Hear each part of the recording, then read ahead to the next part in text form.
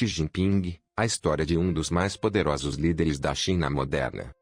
Xi Jinping é um político chinês, secretário-geral do Partido Comunista Chinês, PCCH, desde 2012 e presidente da China desde 2013. Ele é a principal autoridade do país e deve ser reconduzido para um terceiro mandato como líder do partido no 20º Congresso Nacional do PCCH, que começou no domingo, 16, em Pequim.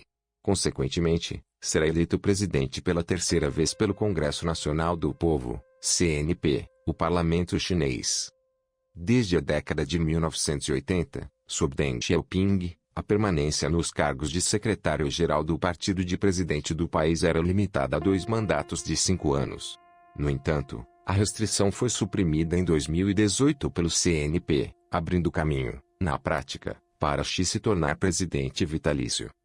Com o poder que acumulou nos últimos 10 anos, o culto criado em torno de sua personalidade e a possibilidade de inúmeras reconduções aos cargos mais altos da burocracia partidária e estatal, Xi é considerado o mais poderoso líder do país desde Deng, arquiteto da abertura econômica chinesa a partir do final da década de 1970.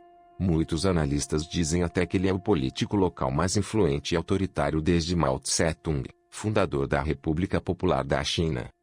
Além de secretário-geral do PCCH e presidente, Xi acumula cargos de chefia em vários órgãos da administração. A amplitude de funções dá uma ideia do controle que ele exerce sobre os segmentos mais estratégicos da vida do país. Ele é, por exemplo, presidente da Comissão Militar Central, CMC, e do Comitê de Segurança Nacional, e líder de grupos temáticos dentro do governo responsáveis por políticas de reformas, relações internacionais, defesa, segurança nacional, forças armadas, economia e finanças, tecnologia da informação e outras.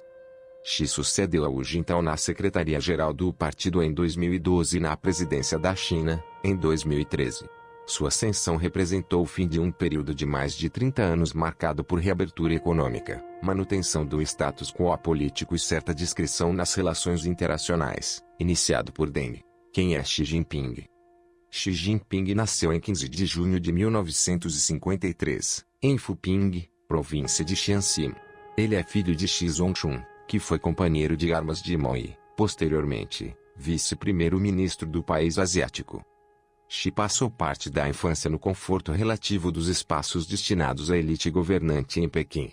Durante a Revolução Cultural, 1966 a 1976, no entanto, seu pai caiu em desgraça e, em 1969, o filho foi enviado para Yanshuan, em Jiangxi, onde trabalhou por 6 anos numa comunidade agrícola. Neste período, o jovem desenvolveu boas relações com os camponeses. Xi se filiou ao PCCH em 1974. Em 1975, entrou na Universidade de Tsinghua, em Pequim, onde se formou em engenharia química em 1979.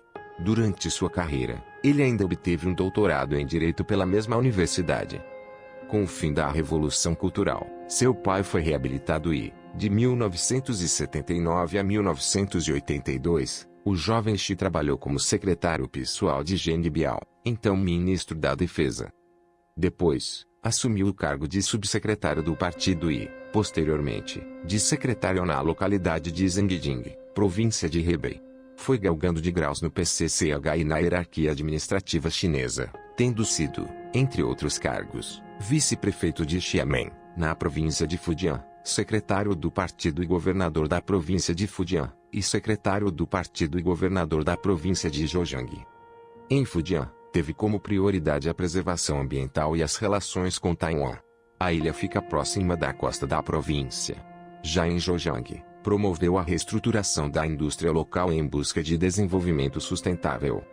Quando vivia em Fujian, em 1987, Xi se casou com Peng Liyuan, uma popular cantora chinesa.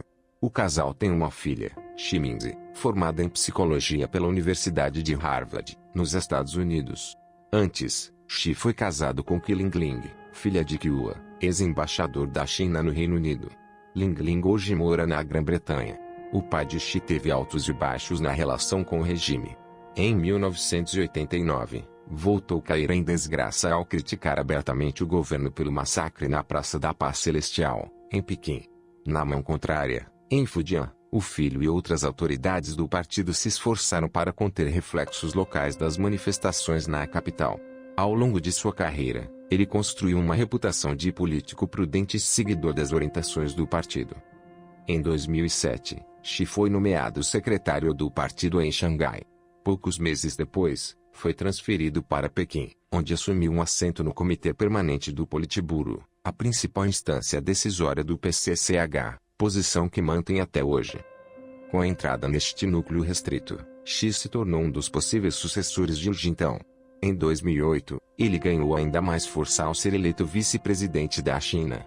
Foi responsável pelas preparações para os Jogos Olímpicos de Pequim, em 2008, e para as comemorações dos 60 anos de fundação da República Popular da China, em 2009. Em 2010, ele assumiu a vice-presidência da Comissão Militar Central, considerado um passo importante no caminho para quem deseja assumir a presidência do país. Em novembro de 2012, sucedeu como secretário-geral do PCCHI, em março de 2013, como presidente da China. Xi é o primeiro secretário-geral do PCCHI e presidente da China nascido depois da revolução que levou o partido ao poder, em 1949. Regime mais duro. Sob Xi Jinping, o governo chinês ampliou sua presença na economia e impôs amarras a empreendedores privados, promoveu o expurgo de rivais, concentrou poder nas mãos do presidente e adotou uma política externa mais agressiva. Fala-se no surgimento de uma Segunda Guerra Fria, desta vez opondo China e Estados Unidos. As duas nações vêm aumentando o tom de críticas e provocações na área militar, restringindo até o intercâmbio em áreas consideradas estratégicas. Os EUA, por exemplo, tornaram mais rígidas as regras de exportação de chips para a China, medida que afetou empresas como Nvidia e AMD. Logo no início de seu governo, Xi lançou uma campanha nacional anticorrupção que resultou na demissão de milhares de funcionários de alto e baixo escalão do governo. Até o final do primeiro mandato de Xi, em 2017, mais de 1 milhão de pessoas consideradas corruptas haviam sido punidas.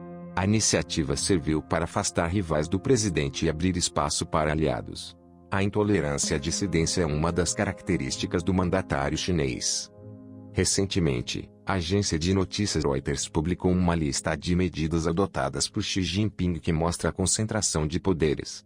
A China tinha um modelo de liderança coletiva. O secretário-geral era considerado primeiro entre iguais no Comitê Permanente do Politburo, principal instância decisória do PCCH. Agora, o regime é centrado na figura do líder supremo. As ações de Xi incluem os expurgos de autoridades consideradas desleais, corruptas ou ineficientes, e sua substituição por aliados. Segundo a Reuters, 4,7 milhões de pessoas já foram investigadas. Na seara econômica, Xi limitou competências que tradicionalmente pertenciam ao primeiro-ministro ao comandar pessoalmente atrevidote grupos temáticos existentes dentro do governo, responsáveis, entre outros temas, por políticas de economia e finanças. Para ajudar a sustentar o crescimento chinês e ampliar a influência internacional do país, Xi lançou a iniciativa do Cinturão e Rota, um enorme projeto internacional de infraestrutura e comércio com ramificações na Ásia, África e Europa, inspirado na antiga Rota da Seda. Ele colocou aliados de confiança na gestão de pessoal do PCCH, responsáveis por indicações para cargos importantes. A China é o país mais populoso do mundo, com mais de 1,4 bilhão de habitantes, e tem um regime de partido único. Nesse sentido, o PCCH é o maior partido político do mundo, com mais de 85 milhões de membros. Reformas, cortes e expurgos ampliaram o controle do presidente sobre os militares e as forças internas de segurança, incluindo o judiciário. O parlamento, o gabinete de ministros e a Suprema Corte devem se reportar a ele anualmente. A liberdade de imprensa já era restrita na China, mas o cerco à atividade cresceu ao longo do governo de Xi, assim como a propaganda relacionada ao líder. Em 2016, ele disse à mídia estatal para submeter-se à linha adotada pelo partido. Em 2016, o PCCH conferiu a Xi o título de líder central, que antes havia sido dado a Mao, Deng Jianmin, sucessor de Deng e antecessor de Hu Jintao. A deferência aumentou sua força. Em 2017, o partido incluiu em sua constituição a ideologia de Xi, sob o título Pensamento de Xi Jinping sobre o socialismo com características chinesas numa nova era, honraria antes dispensada apenas a Mao. Partido, governo, militares, povo, educação, leste, sul, oeste, norte, centro. O partido lidera tudo, disse Xi naquele ano, explicitando sua crença no papel supremo do partido no país. O pensamento do presidente foi integrado à Constituição da China pelo CNP em março de 2018. Na mesma sessão legislativa, quando Xi foi eleito para seu segundo mandato como presidente, o parlamento chinês suprimiu o limite de 2 mandatos para os postos de presidente e vice-presidente. Em 2021, o PCCH aprovou uma resolução em que promete lealdade aos 2 estabelecimentos, ou seja, a posição inquestionável de Xi como liderança central do partido e ao pensamento do presidente como fundação do futuro da China. Resoluções assim só foram aprovadas sob Mao e Deng e demonstram o total apoio do partido ao líder. Entre os analistas há divergência sobre quais são os objetivos reais de Xi. Alguns dizem que ele busca o poder pelo poder, outros que ele vê o poder como meio para cumprir sua visão, que é fazer da China o país mais importante do mundo. De qualquer forma, a nação asiática já é a segunda maior potência mundial, atrás apenas dos Estados Unidos. A ascensão da nação asiática abalou a ordem unipolar liderada pelos ZOA desde a queda da União Soviética. Abalos. No entanto, a marcha da China rumo à liderança global vem sendo abalada pelo próprio autoritarismo do governo chinês, pelo menos do ponto de vista ocidental. Nos últimos anos, correram pelo mundo imagens e relatos de repressão a minorias, como os uigures, muçulmanos que habitam a região autônoma de Xinjiang, e manifestações populares, como as ocorridas na província autônoma de Hong Kong. Além disso, a pandemia de Covid-19 teve início na cidade de Wuhan e, num primeiro momento, as autoridades chinesas tentaram abafar a gravidade do surto. Posteriormente, a política de tolerância zero com o vírus adotada por Pequim, com o fechamento de fábricas e portos, teve forte impacto no comércio internacional, provocando atrasos nas entregas internacionais, aumento do custo dos fretes e dos preços dos produtos em escala global.